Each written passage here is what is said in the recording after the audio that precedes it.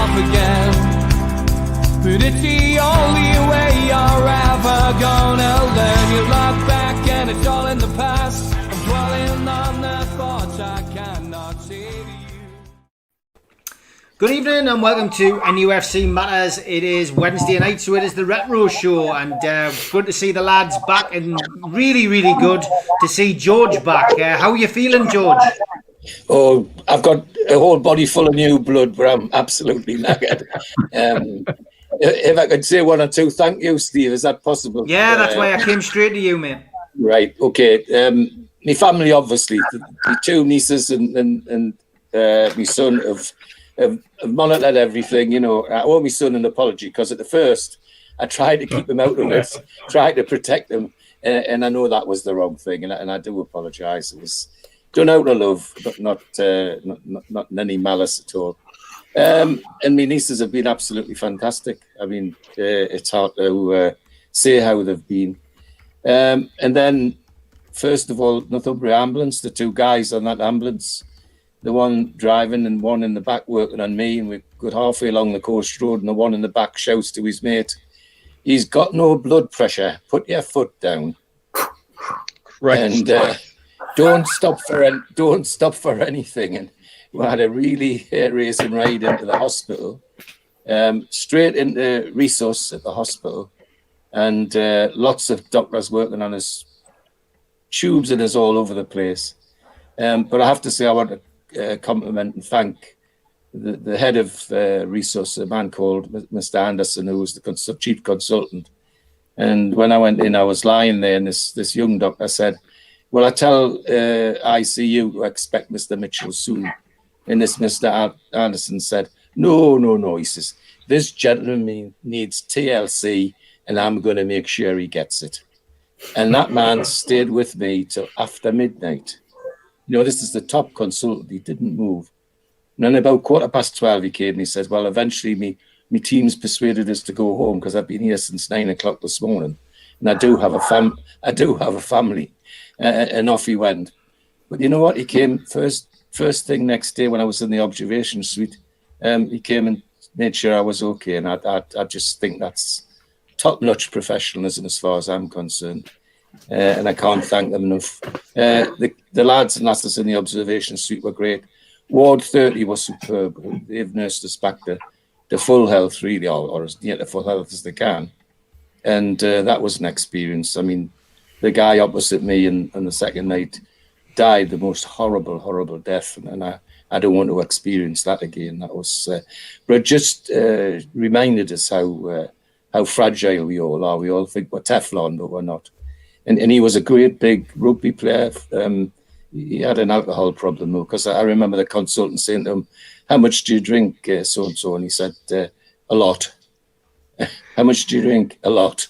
And then the consultant said, "Well, what's a lot?" And he said, "Well, more than anybody in this room could consume." And that was it. That was the end of the conversation.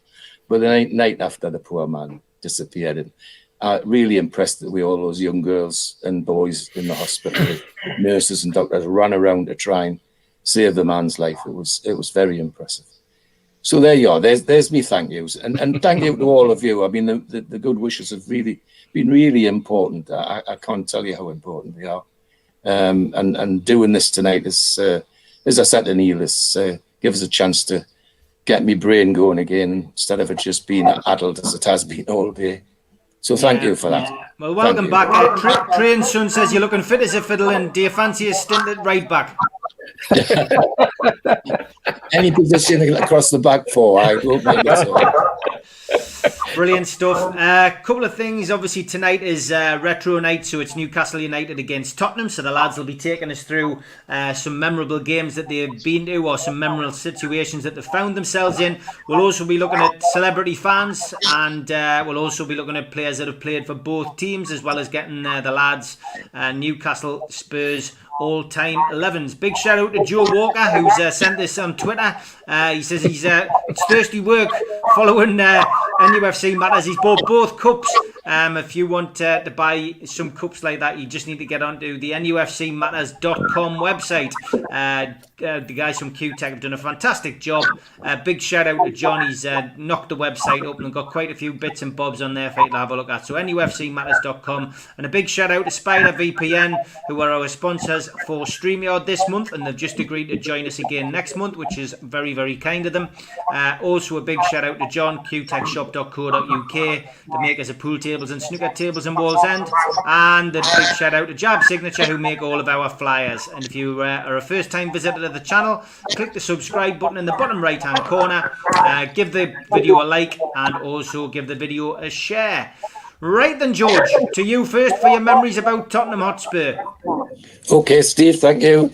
And I think, as I said earlier, Saturday the 29th of October 1960, we played Spurs, an excellent game, end-to-end, and we lost 4-3. Significance of the big game was important, though, because we were headed to the second division and they were headed to the Championship. And really, Len White and Gordon Hughes scored our goals, nearly 52,000 in the ground. Tottenham's goals were scored by Norman, Jones, John White. John White is a very talented player. I used to love watching John White. Two good feet he could pass with either side. And Smith scored Bobby Smith scored the fourth one. What I remember is end to end, as you can imagine, a 4-3. And there's one or two names of the Newcastle team I want to mention because I actually knew them and played with them. Brian Harvey, the goalkeeper, big lad, and he was the reason that Charlie Mitten got rid of Ronnie Simpson. Charlie Mitten didn't think Ronnie Simpson was big enough to be a goalkeeper. Didn't matter that he'd played about 12 times for Scotland and all that, and he just packed Ronnie Simpson off so he could stick Brian Harvey in. Now, Brian was a lovely lad, a big lad, but not a first division goalkeeper, and I think he eventually showed it, and he didn't last long. And also on the side was Jackie Bell, who I played with in the ends. He was older than me, and he captained the team that won the Youth Cup. Lovely lad, a diabetic who used to have to take insulin to keep his playing. He lasted a while, but he finished his career at Norwich. But he was all right. And the other one I want to mention, Charlie Woods, who I played with a little bit. I was on my way out when Charlie was on his way up. It was good to see these lads getting in the team and playing. And of course, there were one or two stalwarts like Bobby Mitchell, Ivor Allchurch. I always think about Ivor Allchurch, you know, that when we bought him about 5 years too late. We should have bought him about 5 years sooner, and he would have made us an unbeatable team.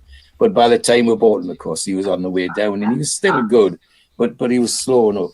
And Schooler was the captain, and of course, I think you've all heard me Schooler's story, haven't you? Have you?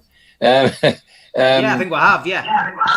Yeah, about when I was playing on St James's for the juniors, and as I came off, my father said that as I passed Schooler, he said, "He's a nasty little bugger." Well, Schooler was the dirtiest player in the first division. He had legs like tree trunks, and he used them. And as I passed him, he said, "He's a nasty little bugger." I think my father was quite chuffed, actually. But it was a memorable game and a good game, end-to-end stuff. But sadly, one team winning the championship and one team winning the wooden spoon. So that's my first one. Brilliant stuff, George. Thanks very much. We'll just stick you on mute, and we'll come to Steve Wilkinson now. Good evening, Steve. Hi, Steve. Hi, lads. Right, over the years, I think we've had some quite high-scoring games with Tottenham. George obviously mentioned a 7-goal thriller then, and I'm going to talk about another 7-goal thriller. 1975. Picked this game for a number of reasons. One, it was at the end of Joe Harvey's era. It's his last season. And he managed to keep us up in the league. We had some near misses when we first went up after, in my era, in 65. But he steadied the ship and did a great job, and obviously brought people like Super Mac in and won the Fairs Cup. So Apparently, today is the anniversary of when he passed away in 1989. So 32 years. Can you believe that? That he's Wow. he's young. So you know, I have a chance to remember Joe Harvey. This was a game though, in when was it January that year, and I think everybody remembers the game against Arsenal when we're 4-0 down half time and everybody'd gone home. Well, not everybody. I was still there, and a few others. I'm sure you lads were there. And we fought back. And this was a similar game against Tottenham. We're actually 4-0 down in that game at half time, but we'd actually outplayed them in the first half, if I remember. And every time Tottenham attacked, they seemed to score. And I think Willie McFall was in goal. I think he had a couple of dodgy ones, but a guy called Alfie Conn, a small Scottish lad, who wasn't one of the sort of names of Tottenham players, he'd scored 2 in the first half, and we went in at 4-0 down. And I always get together with my mates in various parts of the East Stand at half time, and I think everybody thought we got a chance in this game, even though we're 4-0 down. We had played so well.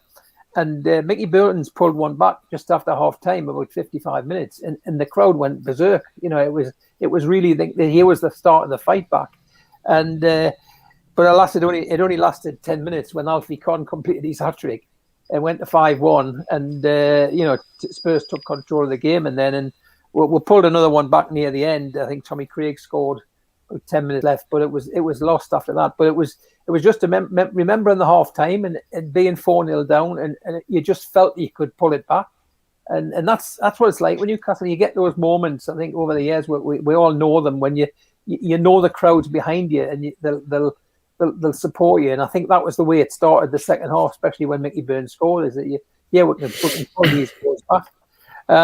So that was my first memory game. As I say, we ended up losing 5-2, and I'm sure there's some of the higher score goal games coming back from the rest of the lads later on. Okay, good stuff. Steve Hasty, evening mate. Your first story about Tottenham Hotspur. There's 2 games actually. The first one, I was just going to very, very quickly. It was October '69, which was, I think, if I'm not right, I may be wrong, but it was one of the first times we'd been on Match of the Day. And we got beat 2-1 off Tottenham. Jimmy Greaves absolutely tore apart. He scored 2 brilliant goals. Typical Jimmy Greaves, one of them running from the halfway line. And I just remember watching it on Match of the Day as a kid. And I think the thing about the game was it was sort of like, it was the tail end of the first cup team. And we were sort of, I think, probably on the telly because we'd won the first cup just a couple of months earlier. But that was the first time I'd really, really sort of clicked in with Tottenham and realised who they were. I was only a young lad. But I remember sitting with my dad, and it was like, because it was Jimmy Greaves and my dad, he was one of those players that my dad always thought was absolutely superb, you know. But the game I wanted to talk about, that was sort of my first recollection, but the one I remember going to was the League Cup semi-final, the second leg, which was in January 1976. We were 1-0 down from the first leg, and it was absolutely chocker. I mean, there was 49,000 there, or just over 49,000, but the atmosphere was unbelievable. It was freezing cold as well, if I remember. And I was on the Gallagher end, and I mean, ultimately we won 3-1, 3-0 up. I think the goals were Gowland, Glenn Keeley, and Jeff Nutty. They were the scorers. As I say, we're 1-0 down from the first leg, but absolutely tore them apart. They grabbed a goal towards the back end of the second half, but you know the game was over by then. But that particular game, I remember at half time that we were so jam packed in, and I was halfway down on the terraces at the Gallagher end, and the crowd was moving, obviously, and everybody, you know, at half time you want to go to the loo and that. And people are moving around, and the crowd's still swaying, and we're still cheering. And I can still remember at this day getting pushed further and further to the front. Well, anyone who remembers the Gallagher end will know that the Gallagher end dropped off pretty steeply below the pitch, and there was probably about 3 foot, maybe 4 foot from the level of the cinder track down as you were standing. And I remember actually through the crowd taking one step onto the cinder track at half time. And then realised then that I must have been 4 foot off the ground, squeezed in with a crowd, and the crowd holding you together. It was little things like that just stick in your memory. And then, of course, then you had to try and find a space to get back in to the crowd because the crowd's chock-a-block and squeezed in like sardines anyway. But you look at the team. I mean, that team. It was kind of the end of the 74 FA Cup team. There was only 4 players that were in that team in 76 that played in the cup final. I wrote them down because I can remember them like, oh, yes, I thought I better write them down just to make sure because somebody will correct us. And the team was Mahoney, Napris, Kennedy, who obviously Kenny played in the cup final, Pat Howard, he played in the cup final, Glenn Keeley, you had a midfielder, Jeff Nolte, Tommy Cass, who played in the cup final, and then you had Tommy Craig, Super Mac, who played in the final, Alan Gowland and Mickey Burns. That was the team that day. But as I say, for to be only just on 2 years after, or less than 2 years, 18 months after that 74 cup final, that was the change. And of course, it was because we'd lost Harvey as manager at the end of that season, and this was like Gordon Lee, and the completely changed around. You know, David Craig had gone, Frank Clark was gone. Moncur was gone. Stewie Barraclough was still there, but he was a sub that particular day. So it was a huge, big change that had happened. And of course, it was only a matter of after the cup final, which we've talked about before. It was the following January when Lee was gone, you know. But by then they got rid of Supermac as well. So that was just typical Newcastle. Let's try and build a team. Oh, I tell you what, a manager will move on, but by then we've got rid of our top stars as well, you know. And you can see it happening again, and we've seen it happen time and time before with Newcastle. But George mentioned, you know, that this is what Newcastle are like in terms of the excitement, but it's also what we're like off the pitch as well. An absolute disaster area all the way through history. Fantastic, good memories. Stu, how are you, mate? Good, thanks. How are you? Yeah, good, mate. Your first memory at Tottenham Hotspur? Well, there's loads, isn't there? As the comments have come on the chat there, the Tottenham's the most, White Hart Lane's the most visited ground I've had watching Newcastle away from home. I used to go every year for some reason. It ended up becoming like an annual thing with us. So the first one was, that's already been mentioned, I think Mike Stewart mentioned it. The December 1, 1993. It was our first season up. I went to just about every game that season, home and away. And that's when, I know he's a hero of yours and all of ours, Peter Beardsley, probably the most consistent player I've ever seen in a black and white shirt. And I tell you, if he'd been like French or Brazilian or Argentinian or Spanish, everyone would be saying what a wonderful, fantastic hero he was. You know, but he is to us, he always will be. But that was when him and Andy Cole were destroying, terrorising defences. And they basically got too much space in the penalty box for the first goal. And he just lashed it at the top of the net. And then they got a penalty. To this day, I still don't think it was a penalty, but saying that, in this day, it probably will be a penalty. So when Watson went to tackle and went down in stages. But they equalised with a penalty, and then we got a free kick. Andy Cole, not renowned for being a creator of goals, but he did set up a couple for Beardsley that season. And what he did was he got a free kick in the halfway line and quickly took it. That was the first one. And he quickly took it to Beardsley, who was hugging the touchline just past the dugouts. And he went on, I don't know, it's like a slalom run, past 2, 3, 4, probably beat the same person twice, and then just rifled it into the net. It was right near the end. Well, you can imagine it was just bedlam. And I always remember this. So we're coming down the stairs out the back of because we're in the top end. Coming down the stairs, this bloke was drunker than I've ever been, and that's saying something. And he just kept repeating 2 words out of his mouth, but to the top of his voice, it was "sexy Peter, sexy Peter, sexy Peter." Now the whole crowd started, well, not the whole crowd, but a lot of us started singing it, you know. And then we get on to Seven Sisters, and then you got your usual welcome. But there's a couple of things. Because there's that many games, you want to mention them all. But I was just a year or two too young to go to the 5-0 away, and we got beat 5-0. And there was apparently 12,000 Newcastle fans there in the cup. But I know this man here wants his bags the cup that I wanted to talk about. and that was the cometh the hour, cometh the man cup semi-final. So it must be over to Mr. Mitchell Jr. Very good. Hey, Stu, you're setting yourself up nicely if I ever need a holiday, lad. Go on, Mitch. Well, you know, when we were talking about Spurs and us, two things: a desire to play good football, and we seem to have this thing about the FA Cup. And we played them so many times, certainly in my lifetime, in the FA Cup. So the two games I'm going to talk about tonight are both FA Cup games. And the one that has to be discussed is that Cup semi-final at Old Trafford. 2-0 in extra time. Fantastic day. Another one of those days where a certain person on the screen here, I had a people carrier and managed to take several drunken buffoons to Manchester. And smirk to himself and keep his mouth shut most of the way. One of the things that stands out for that day was the difference in the two clubs in terms of the attitude of the fans. We got talking to some Spurs fans, and you know we were lucky to get tickets. The clamour for tickets, so you were just lucky to get one. We spoke to Spurs fans who'd rocked up on the day the tickets went on sale and bought 33 tickets for friends and family and then took them all on a coach. Their attitude to that game was so different to ours as fans.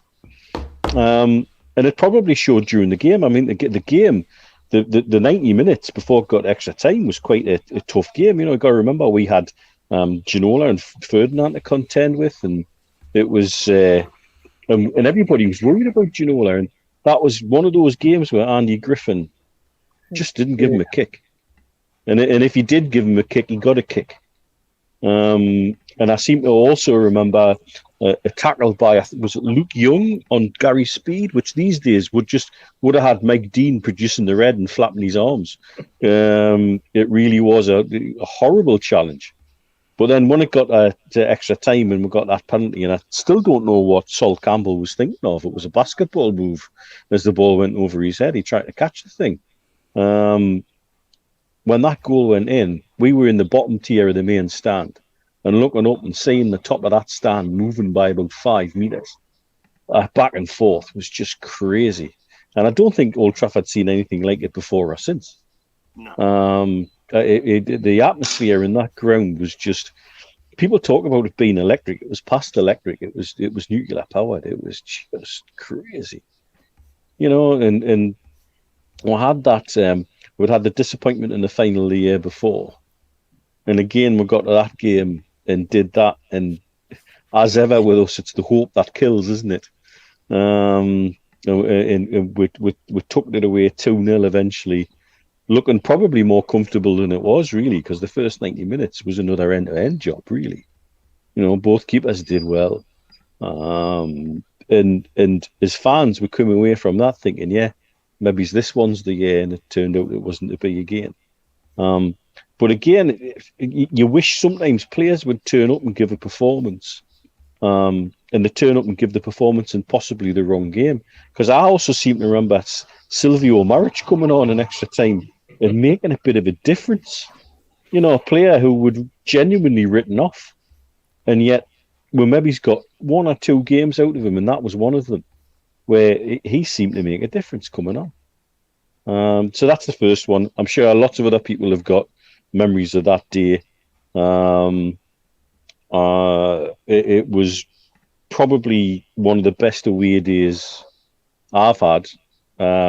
If you can encapsulate the entire trip out, including the good crack in the car going down and then coming back. Though I suspect the stuff we had coming back didn't really make much sense. Although my dad would probably tell you otherwise. But yeah, that was the first game, and I think I would love another FA Cup experience like that for our lot. Me too. Okay, back to you then, George, for your second story tonight. Well, I couldn't miss this one, and largely because I think it's a game where I saw Newcastle again playing magic football, and it makes you say, "What if?" I mean, that day that we beat them 5-1 when we were headed to the second division was one of the best games of football I've seen. And we were playing it. I mean, we ran the legs off them. 5-1, Windham 2, Mitch Rowe, Allen scoring a magic goal, and Yamat and the other 52,100. I mean, where else in the world would you get 52,000 people going to see their team get relegated? I mean, it just doesn't beg a belief. And Lamela scored their goal, but it was just such a magic game. And as I say, it makes you sit back and think, what if? Now, what if we'd been able to keep that team? We wouldn't have just come up out the second division. We would have sailed out of it and probably done a lot of damage in the Premiership as well. But things being what they were, and contracts being what they were, people disappeared, Sissoko, Windham and others. And it was not quite sad. It was very sad because that the potential of that team, I think, was enormous. And it was one of the best games of football I've seen. So that's why I wanted to mention it. No problem, George. Good stuff. Steve, can I just jump in there, please? Just that game there. I think everyone who knows me or follows us on Twitter knows I always bet 3-1. And in that game, I'd had a big bet because I'd won a lot of money on the horses the day before. And so I'd put 40 quid on Newcastle to win at 50-1 to win 3-1. So I was going to win over $2,000. And if I remember right, there was about 10 minutes left and Newcastle was 3-1 up. And then I had a player sent off. And I thought, well, that's it. They're going to step back. They'll just hold on to the lead. And they'll just manage to keep it at 3-1, not 3-2. But then they went and scored 2 with 10 men, didn't they? It's just typical Newcastle. But sorry to interrupt. No, that's fine. Another 3-1 failure. Another 3-1 failure. Okay, Steve, your next story, mate. Right. Well, it was. It was another end of season game like that one. Not quite the last game of the season. 1995, which was the second season up, and it was the period after Andy Cole had gone, and we're waiting for the second phase of Keegan's changes with bringing in Ferdinand the following season. So we didn't have the main strike force that we had, but it was quite a thrilling game. Finished 3s each. Tottenham at the time had quite a decent squad. They had Klinsmann playing at the time, Teddy Sheringham, Darren Anderton. Sick note, if you remember, he was always called, but he was when he played and he was good. He was on fire. And Nicky Bond. And he loved to turn it on against us as well. Yes, as he did in that game at one stage. But the game looked very good to start with because we took a 2-0 lead very early on, and you expect it to go on from strength to strength and win more. But Tottenham took control, and eventually we're winning 3-2. They'd got a goal off. I think Nicky Barmby, Klinsmann had scored a one, and then Darren Anderton scored a screamer, and we were getting to be 3-2. Then Tottenham got a penalty, and Pavel had brought down. I think it was Klinsmann going through, or it might have been Barmby going through, and Pavel wasn't going. He got sent off. So Mike Hooper came on, went straight into goal. I think Klinsmann took the penalty, and Mike Hooper saved it. The first thing he did was to save the penalty. With his legs, he dived to the corner, and Klinsmann hit it straight. And I think that gave us a lift. And we went up the other end, and late in the game, Peter Beardsley scored a typical Beardsley goal. I think he jinked in from the left, and it was one of those again where the ball was glued to his foot, and he slotted it in, I think. And the game finished 3s each, and another high scoring thriller with Tottenham over the years. And let's see, it was we finished. I think we finished a place above Tottenham. We finished 6th and missed out on Europe only due to the fact that Everton beat Man U in the final. Otherwise, we would have scraped into European League. So that was one of the only times in that time when we missed out on Europe, having been there the year before, having finished 3rd. But it was the time just before we were about to get Les Ferdinand and go on to greater things, and the year after, when we all know what happened then. Yep, we certainly do. Steve, over to you, mate. I'm going to take you back a couple of years, and I hate to talk about defeats, but there's a reason why I've picked this game. It was 14th of August, 1993. This was Newcastle United coming into the Premier League, or the Premiership as it was called then, I think. We'd just been promoted, and there was just this buzz of excitement that seemed to last all the way through the summer, that we were going to be in there. We were going to be able to show what we could do. We'd had a fantastic season the season before. We'd travelled all over the place, hadn't we, watching Newcastle. We'd won the league. And the first thing you noticed when you walked into the ground, I had never seen so many black and white tops in my life. It was just like the whole of the ground seemed to be black and white. Everybody was wearing black and white, whether it was the latest top or a previous top, a scarf, everything. It was just a sea of black and white. And the excitement that had built up in the pub before the game, it was just unbelievable. Like, we're talking about the cup final, but this was just like a cup final. It was us going to be able to stamp our authority on it. You look at the team, and when Peter Bielsa had come back, we keep mentioning Peter for some reason. Well, we know why, because he was just an absolute superb footballer. In this particular, we picked games where it just so happens that Peter's been playing. But in this particular game, I think Peter had been injured just a couple of weeks earlier. We just got him in the July, and then I think he'd been done in a pre-season friendly down at Liverpool, I think. Ruddock. Neil Ruddock had completely done him. It was, in fact, I think it might have even been a testimonial for somebody. It was. And so Malcolm Allen, with Keegan went out, he knew Peter was going to be out for a while, and he picked up Malcolm Allen. And you look at the team, I mean, we had Pav in goal, we had Venison and Howie, and Kevin Scott, and we had Beresford. That was your back four. Nicky Papavasiliou, we just picked him up from Crete. Rob Lee, Bracewell, and Lee Clark in the midfield, and Malcolm Allen and Andy Cole up front.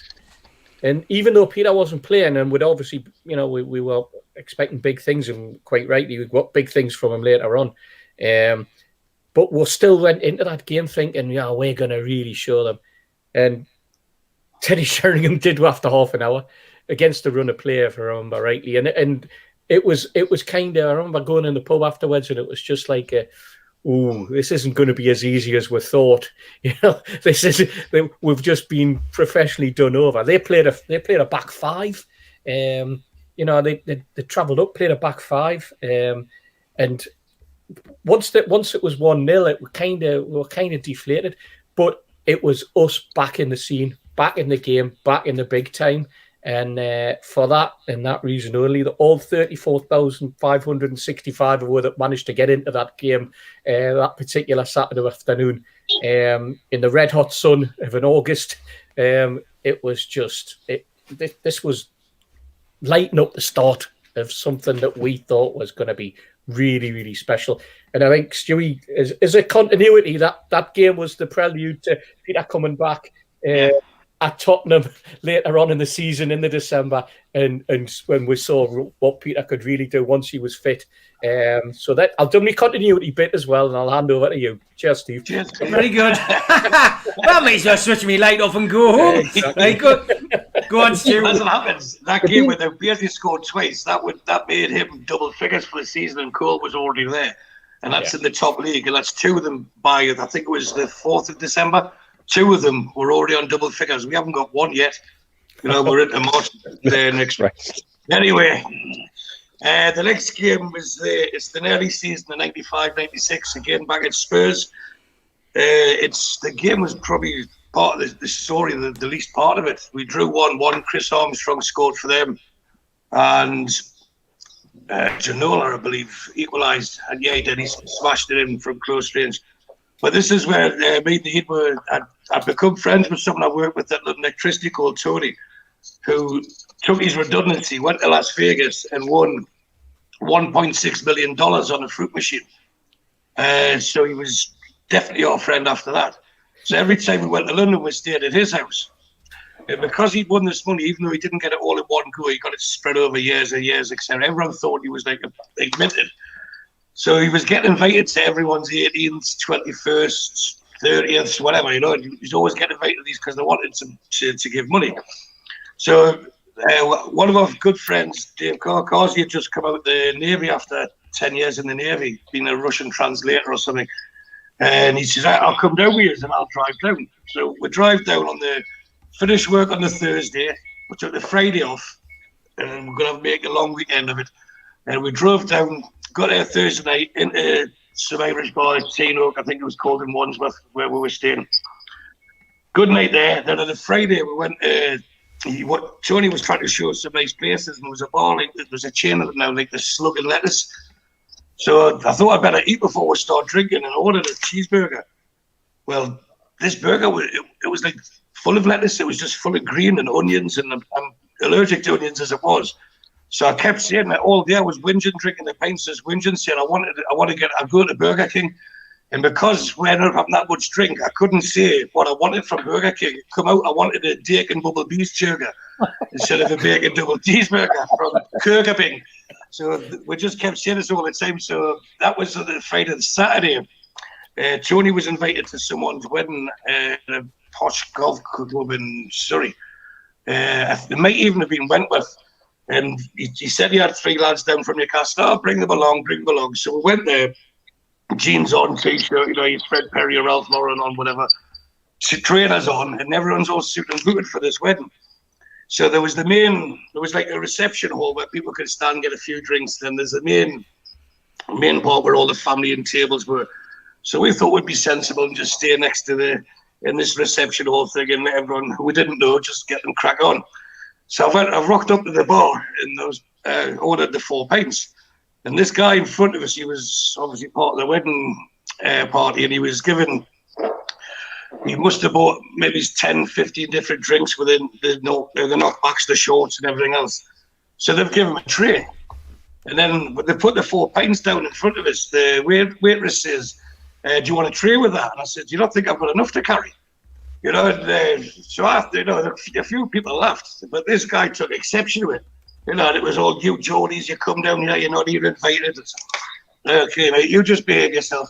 So I went back to the lads, put the pints down in front of me, and I was telling them about this fella, how he was getting the hump because I'd said about the tray. Well, when I told them the joke, they all started laughing.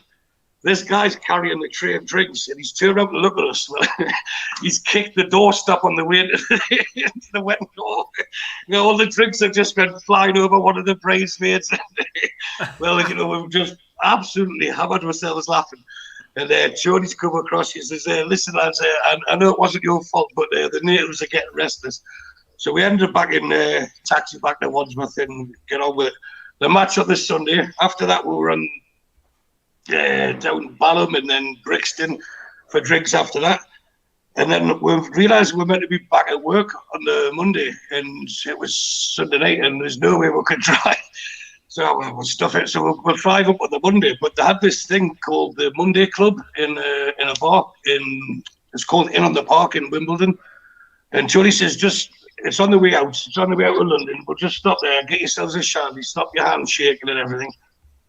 Well, that was another session, wasn't it? So we had to ring work up and say, look, we're stuck in London and one of us is really ill. We're not able to drive, which is true to a point. We weren't able to drive. So eventually we got back to Newcastle after leaving on the Thursday. We got back there on a Tuesday for a game of football that was 90 minutes. That not much of us could remember. And we got away with it with work as well. So quite enjoyed that trip. Although there was much better games, I did enjoy that trip. So I thought I'd share that with everyone. Brilliant stuff. I always like a Stu trip. It's always a not as good as the guy in the wedding, though. His trip. No. Go on, Mitch. Finish off with recollections of trips to Spurs. Well, again, sticking with the FA Cup the following season, after that semi, we came across them again in the third round. Sorry. And you're laughing at semi, aren't you? Yes, you are. Yes, you are. So, the following season, obviously by then Hullet had gone and Sir Bobby was in place, and we got them in the third round. For some reason, I think it might have been to do with the Euros or something. We played the third round with the Cup in December, and we drew them in the third round. World Cup, I think it was. Right, was it World Cup? Yeah, it was 2000. And the game down we were drawn away, and the game down at White Hart Lane was a bit dour. but we managed to scrape a draw and got them back to St James's, and then all of a sudden the entertainers reappeared, and after about 5 minutes we were 1-0 up. I seem to remember Gary Speed running the midfield that day, absolutely running it. And it was a game that had everything. It had everything from a, Gary Speed typical goal, Dabazas heading from a corner. But the goal of the game was Kieran Dyer doing what Kieran Dyer could do, and we just didn't see enough of it. That little 1-2 somewhere between the centre circle and the 18-yard box, and then a mazy run, and then doing the thing I love to see, side foot finish, place it in the bottom corner. Don't just hire your laces through it and blast it and hope. Pick his spot, tucked it away. Then, of course, we end up 4-1 up, going towards the end of the game, and in a situation like that, there's no show without punch. Mr. Shearer turns up with another 2 before the end of the game, and it was a proper demolition. It really just put them to bed, because I know some of their fans after the semi the season before were whinging and moaning and trying to tell everybody they were the better team, and I think that result the season after in the cup just put that argument to bed. And it was again another game where you've got ex-players turning up like Ginola, and you're thinking, oh God, is he going to turn over? And again, he was just handled and put away, tucked in the back pocket, and managed to, again prove a point. And I just wish we'd got one of those final appearances with Sir Bobby as manager. I think it would have been so much better. Yeah, it would have been. People can hear the dogs in the background. They're saying, "Is Malcolm? Where's Malcolm? Where's Super Mac?" Poor Malcolm's got. He gets hammered for the whole dogs thing in the internet. But never mind. Okay, right. As always, I always pick a few famous faces who are allegedly Tottenham Hotspur fans. Whether they are or not, I really don't know. But this is a bit where the lads have to guess who they are.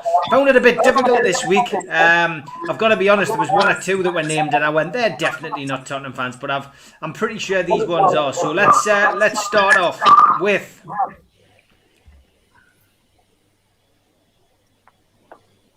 Oh man. There isn't one on my screen. Can you see that, lads? All right. Just leave it on. Stu can't Singer, man. Stu can't see it. It's Adele. It's Adele. Yes. You must be drinking something strong, Stu. I am. Okay, the next one, dead easy. Alan Sugar. Alan You're Sugar, fired. of course. You're gonna put Mike Ashley on, Steve. Yeah, I should do, like.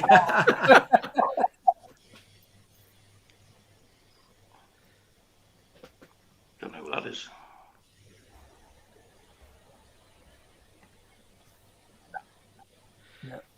No, The lad from Blue, is it?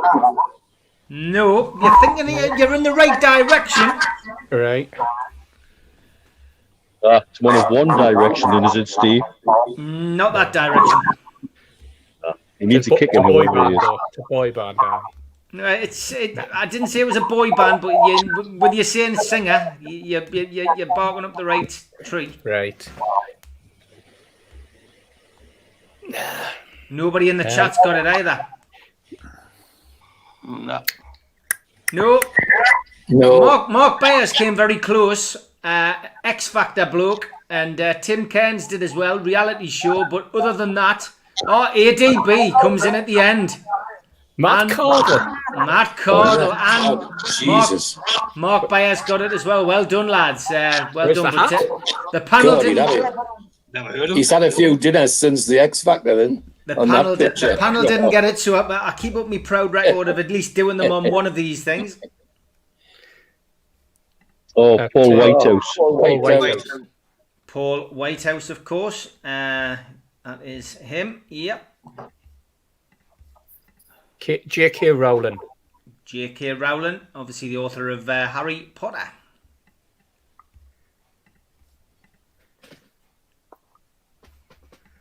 Last one, this. Another singer. No.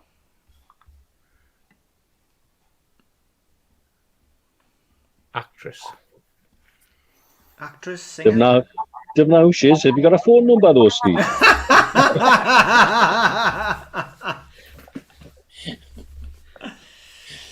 He lives in Dubai. She lives in Dubai. It's brilliant. I think I've stumped the lads, yeah? I think they've stumped the lads. That one.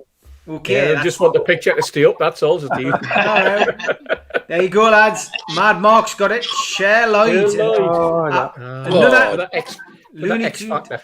Yeah. You should have indeed. put Julio Jordi up, shouldn't you, for Paul Whitehouse? Had the airbrush Julio out. Jorio, I should have done. Had Actually, the yeah. airbrush out on that one. I just want to put this up as well, lads, because I found this last night. Did you see this? Yes. Yes. Yes. What an absolute belter. That's actually obviously dead now, but it was a shark with a human face. Yeah, I just for no in particular reason, I just thought I'd put that up. Of course, that did, Steve, didn't it? Baby Shark last night. It You did, know yeah. what I mean? Oh, you should. Now you've said it. There'll be trouble. There'll be trouble. Obviously, I haven't told my story of Spurs games, and of course, I'm not going to talk about this wonderful moment where it was like like Halley's Comet. Joe Linton scoring a goal comes round once every 75 years. But no, obviously, I'm going to talk about this. Now, it did come up in the chat. Now, it did. This photo, of course, is of Paul Gascoigne coming to Newcastle United on his first game back after signing for Tottenham. And what is significant about that? Well, what is significant is somebody in the chat mentioned that Mars bars were thrown at Paul Gascoigne on that day. And I know that story only too well because it was me who came up with the idea. At the time, I was working in my grandparents' post office in Wardley and Gateshead. And to make a few quid, I decided to stick a box full of Mars bars, of which there was 48, in the freezer.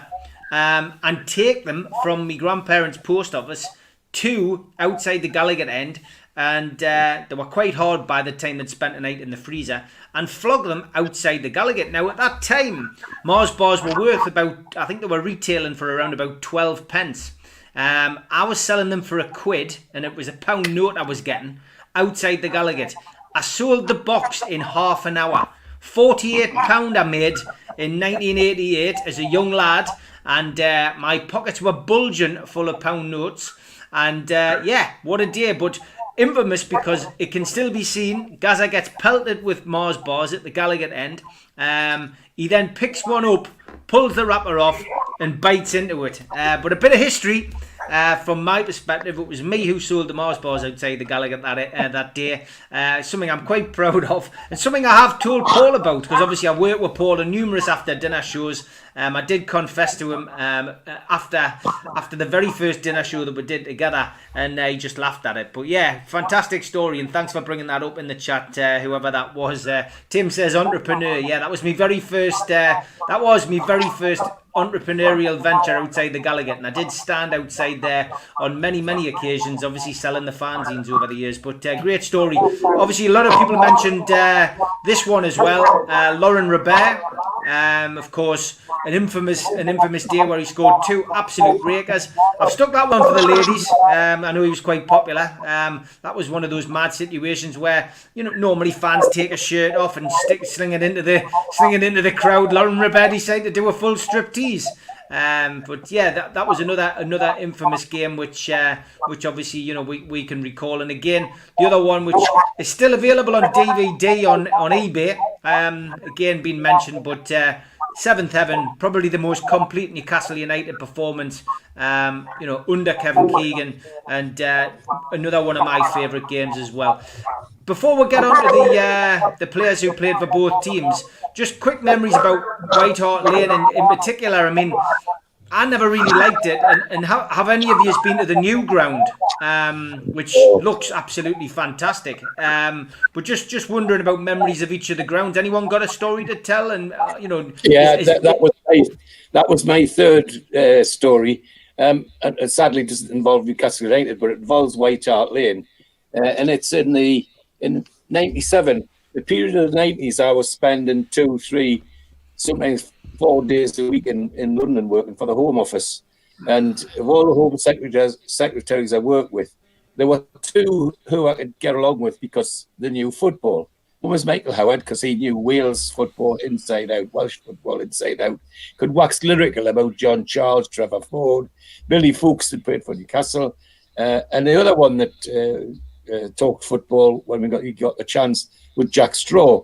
In this period, in 29th of January 77, I had been in the Home Office for about 3 solid days, but Jack Straw had just been appointed, and he was rewriting the whole criminal law. So he wanted a big team working on this stuff. And each night we went somewhere different for a dinner. And then on the Wednesday night, the civil servants were bombing around, and one of them said to me, "Oh, the boss has organised something special for you tonight." For me, he says, "Oh yes, wait till you see what's going to happen." So we got our work done, and then we're all piled into these diplomatic Jaguars, and off we shot down. The Home Office then was in Petty France and up Whitehall, and headed north. And I thought, where the hell is he taking with us? This is going to be a posh restaurant. Well, it wasn't a posh restaurant. It was White Hart Lane. He'd organised the dinner in White Hart Lane because his team, Blackburn Rovers, was actually playing Tottenham Hotspur. And because he was a keen fan and still is. Blackburn lost 2-1, but what a fantastic night. The only other thing I'd mention is the crowd for two teams, one which was the champions, former champions, and one which was hoping to be champions, was 22,900. Can you imagine what we'd have been doing at St James's Park if we'd had 2 championship teams playing together on the same pitch? I just beggars belief that about people's attitude to the game. But that's White Hart Lane for me. It was a nice night, and there was lots of ex-stars in and out of the dinner. It was really nice. Nice treat from Jack Straw. Brilliant. Anybody been to the new ground? No, my son has though. No, what did he think of it? Apparently it's one of the best grounds ever. Well, he supports Tottenham now since Kabaye and Ben Arthur and that left. So he went just before Christmas, and he took loads. They played Chelsea. They got beat 2-0, but he sent loads of photographs. The place looks amazing. Someone asked what the attendance is. They made it just bigger than Arsenal's, which in itself was an amazing stadium. But it was either 100 or 1,000 bigger than Arsenal's. Brilliant. It was to be the biggest in London. Well, the biggest Premier League team in London. But it's meant to be the best ground in the country. Great stuff. Okay, let's find the players and managers or whatever who've played for both teams and just see whether the lads can put the names to the faces. Fairly easy and straightforward this tonight. Danny Rose. Danny Rose, yep. A fit Danny Rose. Sissoko, yep. Done quite well since he went to Tottenham, it has to be said. Stephen Carr. Stephen Carr, slightly more hair than he had when he played for Newcastle. Yeah. Chrissy Waddle. Chris Waddle. Gazza.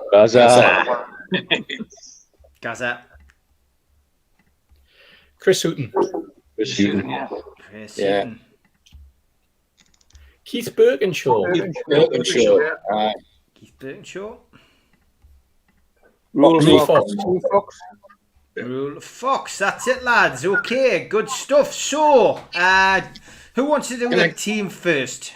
Can I go back to Chrissy Waddle for just 2 seconds? Go for it, George. Then you can then you can start off with your team. Neil's mentioned more than once the golden chippy on the coast road and how he likes it. Well, the woman that lived, the family that lived in the flat of the golden chippy for about 20 years was Chrissy Waddle's mother. So Chrissy Waddle actually lived above the golden chippy before they moved out to Townlaw. Brilliant. Okay, George, give us your all-star 11 between the two teams. Well, I have to say I was doing this just before I was knocked flat. The only struggle I had was a goalkeeper. Has anybody got a goalkeeper? Dave Besson. Yeah, 2. Dave Besson. All right, okay. Didn't play for them, but he was there. He was there, right? Okay. Well, if I start with the ones at the back, 2 I put Stephen Carr. 3 I put Danny Rose. 4 I put GNS. 5, I put Jonathan Woodgate. 6, Jim Eiley. 7, I think, yes, I put Rule Fox. 8, Paul Gascoigne. 9, Ferdinand. 10, Howie George. 10 was... no, I've misplaced it anyway. No worries. And 11 was Ginola. Was 11. So that was it. That was my team. And for sentimental reasons more than anything, Chris Hughton would have been my. Oh, Sissoko was my 10. That's what I wanted. Yeah, and Chris Hughton would be my manager just for sentimental reasons because he's such a nice guy. And I think we give him a short shrift. Really, he was treated very badly by our owner and directors. And but I like Chris Hughton. He's such a genuine guy. And I have to say, a fond memory I've got with Steve and you, Steve Wraith, was that day you took me down to see Rafa. Yes. And was standing talking to Rafa, and he was explaining the game with his potato wedges, and in walked Chris Hughton, and to listen to them talking, it was refreshing. You know, it was competitive, but it was honest. And Chris Hughton saying, you've got nothing to worry about. You'll get up." And Rafa saying, "Well, you'll not be far away either," and all that sort of thing. And then the killer was on the television behind the pair of them, who should come up on the pitch on the television, but Pardew. And it was a golden opportunity, and I remember turning and saying to you and Steve, "There's the money shot." That was, and then I was so close to getting my phone out and taking that photo, and I thought I'm not going to bother because it was just like a succession of managers all together. It was a unique shot. Yeah. Well, that was great. Yeah. Yeah, fantastic. Cheers, George, and great to have you back on again, mate. Glad you're on the mend. Steve Wilkinson, your team, please. Yeah, well, as I say, like George, I was struggling for a goalkeeper, and the nearest I could come up was Dave Besant, who I don't think he played for Tottenham, but he was on the books. I've gone with Stephen Carr at the back, playing forward at the back, Jonathan Woodgate, Seb Bassong and Danny Rose. Midfield, I've got Sissoko. I was going to put Jennis in, but he blotted his copybook last week with his punditry, so he's dropped. And I resisted putting Bentaleb in for obvious reasons. So midfield, Sissoko, Waddle, Gazza and Ginola. And up front, I've got Les Ferdinand and Louis Saha. And the same reason as George, Chris Hughton was the only manager worthy of connection between the two. Obviously not Tottenham manager necessarily, but of the connections between the clubs. So that was my team. Great stuff, Steve Hasty. Well, in goal, I put Morton Thomas. I put centre defence of Woodgate and Campbell. Fullbacks, I put Carr in as a fullback, and I wanted to play Kevin Scott as well. So I stuck Kevin Scott in as a fullback, even though he wasn't a fullback. In midfield, I put Chrissy Waddle on one side, Rule Fox on the other. I put Gascoigne and Sissoko in centre. And up front, I put Les Ferdinand with Ginola playing off him, with Louis Saha on the bench. And when I looked at who we could have had as manager, just with connections, there was a list as long as your arm. It's unbelievable. There's one bloke that I thought that might have been mentioned by George, but he didn't. And that was Bill Nicholson, George. Yes. During the war, he was in the Durham Light Infantry, I believe, and he played he played about 20 odd games for Newcastle as a guest, you know. Well, he was stationed, unbelievable. I think he was stationed up the West Road at the airport at the West Road. So when he got a pass, he used to come down and bring his boots, and Newcastle used to play. That's right. He also played for Sunderland and he played for Borough. Apparently, he just toured around and just it was like how boots will travel. You know, it's like our friend. But going back, talking about players coming back, Steve, you're on about Paul Gascoigne come back. You remember when Chrissy Waddle come back? He got absolute pelt as the word was. I think there was just coins pinning off the top of that fence, wasn't there? If I remember rightly. Every time he took a corner, and in the end he packed in taking them. That was a totally different comeback to the one that Gazza got. I wasn't old enough to and we didn't sell sausages. Stu, over to you, mate, for your team. Right, so I've done a very attacking 3-2 formation. I couldn't get a keeper so this morning I messaged Mitch and I says, can't find a keeper. So rather than be a mate and help us out, it's like trying to get a pint off him. I was going to say a pulling teeth, but it was too obvious. So he sent us this like cryptic clue, like this player had been on loan or something like that. So I had to use my own initiative, go on Wikipedia for every single goalkeeper I could remember, like Steve Hardwick, Kevin Carr, going back through all the ones I can remember. And they come across Martin Thomas.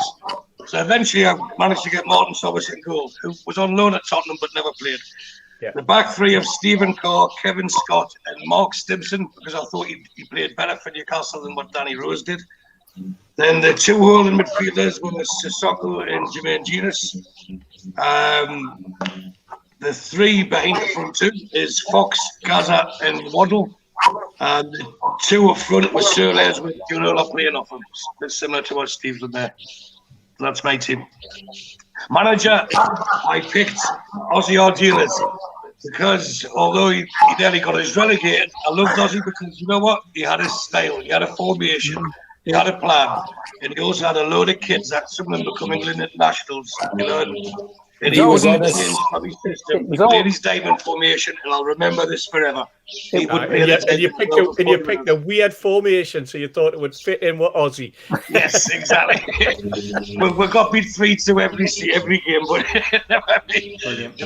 it was a joy. I know, but the lads were kids, weren't they? And they tried them my age, and they were all trying. It was great watching, like Steve Watson and all that, and. Robbie Elliott, Lee Elliott, and you think, right, this is just amazing that they're getting it. I was playing with Newcastle boys with them, a few of them just a few years before, and to watch them playing, it was amazing. A bit like what Mitch when he's watching Tony Loba when he was playing. Unfortunately, not unfortunately, because there's a man called Kevin Keegan, I think, took over from him, and the rest is history, as they say. So that's my team, and that was my manager, Ozzy, because I knew no one else would mention him in a good light. Good stuff. Okay, last but by no means least, Mitch with your team. But that's where you're wrong, because he was going to be my manager as well. Because we're from the same era, my friend. And it's funny how you latch on the people that you grew up with. You grew up watching the team. It's like when I did my best 11 with Steve, my captain was always going to be Roy Aitken and nobody else. Nobody else. So when I met him here, he's the only person I've ever gone gooey over when I've seen them in my waiting room. It's the only person I've been starstruck by was Roy Aitken. Did you know his dad was from the Caribbean? Oh, Christ. How weird. No, it's true. Did you not know? Jamaican. Correct. Oh, lad, you never change, do you? It's like them things. It's like them things you send on WhatsApp that you just have to make sure you get on mute before you play them. Anyway, funny enough, my phone's ringing. Excuse me. So, there were only two keepers to go with, and they were Martin Thomas, who went on loan and never played, and Dave Besant, who had a short-term contract for 2 months and didn't play. So for me, I'd take Martin Thomas out of that. And then I went for a back four, Yedlin at right back, centre-backs Woodgate and Scott, and then left-back Bassong, a former neighbour of mine, strangely enough. And then in midfield, I went with a fourth, Fox and Waddle out wide, and then Gazza and Jermaine Janus in centre. And then up front, Ferdinand with Ginola playing free around him. And like I say, Ozzy would be the manager of that, because when you grew up with somebody like that and, World Cup winner, had done everything. And to be fair, Keegan benefited from what Ozzy did. He blooded these kids, and we had kids who've been taught to go out and just play football. and express themselves, to use a overused word, you know, and I think we as a club benefited from that. For all, you know, put in a perilous position in the old second division. The long-term picture was we benefited from some of that, and he doesn't get the credit for that at all. I think we felt sorry for him getting sacked because he was doing well, and it was just they were always outplayed because there were just so many kids. Yeah, the news agents in Sandyford benefited from him being there as well, because we used to drink in the punch bowl, and every night we would sit in the window and you'd see his car pull out of his Muse house opposite the punch bowl just off Rosebery Crescent, and he would drive at 10:15 to the news agent and be back for 5:30, and he was just getting his tabs in. This became a regular thing. Brilliant. Oh, there's Ozzy gone for the tabs. Oh, there's Ozzy. And it was a bit of a joke to the lads in the punch bowl until one of them went down to the news agents and said, you know, the Newcastle manager comes in here, and the lad from the news agents goes, comes in for his tabs. Brilliant stuff. Well, that's come to an end of another action-packed show. Plenty of memories there from the lads, and I'll be in touch this week with a suggestion, lads, for the next show, and we'll get the back when you just concentrate on getting well, George. As I say, lots of well wishes again tonight from everybody. John from QTech especially saying great show, good to see George back. But yeah, fantastic. Tom, who always likes to throw a suggestion in, he says, have we done Crystal Palace yet? No, I haven't. No, I haven't. You want to either? Oh, right, we'll do Crystal Palace. Steve doesn't want to do it. There you are, Tom. Tom, you've just got to come up one each week. That's your job. All right, great stuff, lads. Have a good week. Look forward to seeing Steve and Mitch on Friday. But thanks again, lads. See you soon. Cheers. Cheers, everyone. Everybody. Take care, Dad. Bye. Thank you.